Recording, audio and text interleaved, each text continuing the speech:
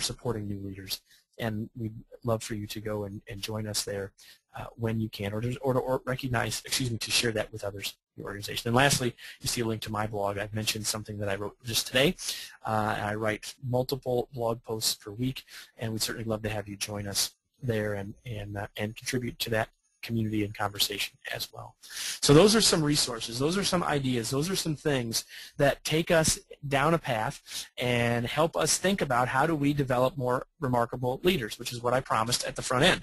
And we talked about process. So I've talked far too long. I've talked about this being an engaging process and an interactive process and a flexible process, and now I've done all the talking. So now I'm going to shut up, and I'm going to turn it back over to Sarah and see if we have some questions that have come in or if she has any comments.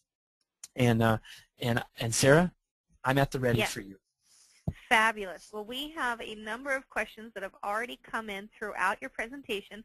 So go ahead and keep those coming in, and we'll get to as many of those as we can.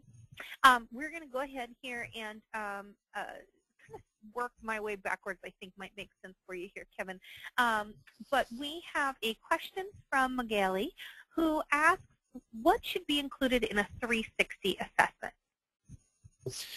Well, again, there are lots of great 360s out there. I mean, ours is based around the 13 competencies that we've identified in remarkable leadership, so there's stuff in there about that. But I think the big key is that however the 360 is designed in terms of the questions, if you will, again, I've never seen a bad one.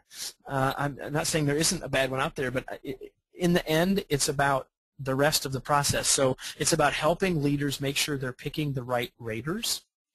It's about the organization